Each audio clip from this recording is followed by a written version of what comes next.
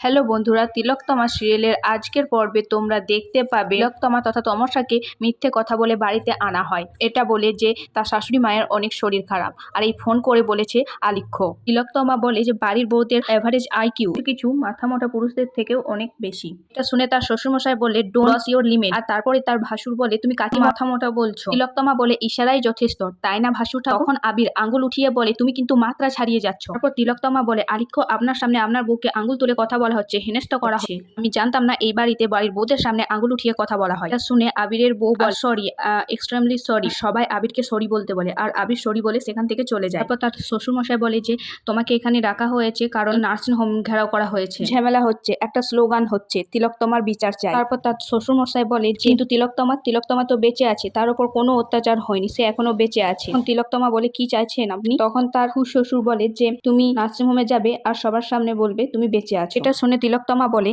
যে তিলোত্তমারা বেঁচে থাকি, তিলোত্তমারা মরে না, যতই মারার চেষ্টা করা হোক। ওরা সমাজে ফিরে আসে বারবার লড়াই করার জন্য। মাফ করবেন, কোন রকম জনতার সামনে আমি দাঁড়াতে পারবো না, আমার পক্ষে সম্ভব না। সবাই তাকে বলে যে দেখো তুমি ব্যাপারটা বোঝার চেষ্টা করো তিলোত্তমা। তিলোত্তমা বলে না, হয়তো সেখানে কাউকে মারা হয়েছে, কাউকে জ্বালিয়ে দেওয়া হয়েছে, কারোর সাথে পাশবিক অত্যাচার করা হয়েছে, আর এখানে তো আপনারা এতজন মহিলা দাঁড়িয়ে আছেন, আপনাদের তো উচিত প্রতিবাদ করা। তারপর তার বৌদি বলে চুপ করো তুমি, তোমাকে একটা উপদেশ দিয়েছেন উনি, এটা তোমার মানা উচিত। এছাড়া ওই নার্সিং হোম তো এবার তোমার, তুমিও তো আলিখ্যর সাথে ওই নার্সিং হোমের মালকিন হবে। তিলোত্তমা বলে মাফ করবে, প্রচুর অসাধুতা, প্রচুর কাঠনামি, প্রচুর প্রতারণা আর পেশেন্ট পার্টির রক্ত চুষে নেওয়া এরকম একটা নার্সিং হোমের মালকিন আমি হতে পারবো না। সরি আলিখ্য, আমি এই প্রস্তাব প্রত্যাখ্যান করলাম। সে সেখান থেকে চলে যেতে গেলে তার খুশাশুড়ি বলে তুমি একটা খুব বুদ্ধিমান মেয়ে, কিন্তু কিছু একটা তো গোপন করছো। তিলোত্তমা বলে যে গোপনীয়তা তো আপনাদের কাছে আছে, একটু আগে যে একটা ফোন এসেছিল সে ফোনের যে কথোপকথন সেটা বলার সাহস না আমার শ্বশুরমশাইয়ের আছে, না আমার খুশাশুড়ির, না আমার ভাসুর ঠাকুরের। আলিখ্যর বোনরা বলে যে তুমি এইভাবে গুরুজনদের অপমান করছো, এটা কিন্তু এবারই শিক্ষা নয়। তখন তিলোত্তমা বলে তাহলে কি শিক্ষা?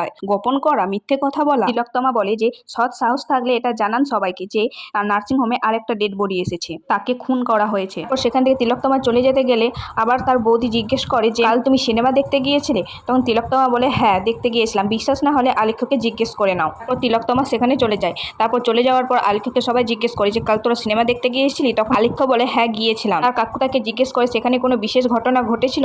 আলিখ্য বলে না তেমন কিছু ঘটেনি, তবে একটা ঘটনা আমার খুব আশ্চর্য লেগেছে। এটা বলে সে সেখান থেকে চলে যায় নিজের রুমে। আলিখ্য রুমে গিয়ে ঐশীকে ফোন করে আর জিজ্ঞেস করে সিনেমা হলে আমি তিলোত্তমাকে পপকর্ন দিতে গেলাম, তুমি আটকে দিলে, হাতে পপকর্ন দিয়ে এলে, তার বেশ কিছুক্ষণ পর তুমি এসেছিলে, কি হলো উত্তর দিচ্ছ না? তখন ওই পাশ থেকে ঐশী বলে হ্যাঁ একটু সময় লেগেছিল। আলিখ্য বলে ও যেখানে বসেছিল ওখানে এতটা সময় লাগার কথা নয়। তখন ঐশী বলে ওই আর কি, আমি একটু খাচ্ছিলাম দাঁড়িয়ে।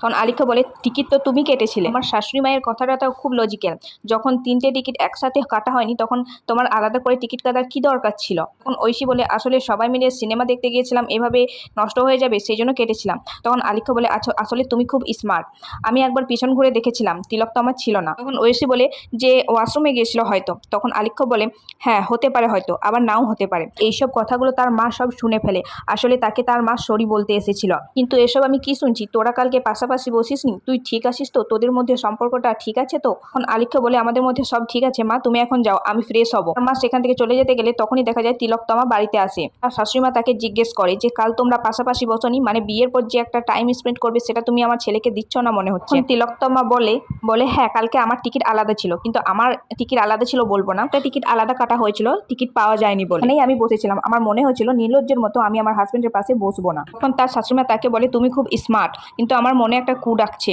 তখন আলিখ্যর বোন বলে কি কু ডাক? আলিখ্যর মা বলে মনে হচ্ছে আমার আলিখ্য স্ত্রীর সঙ্গ থেকে বঞ্চিত।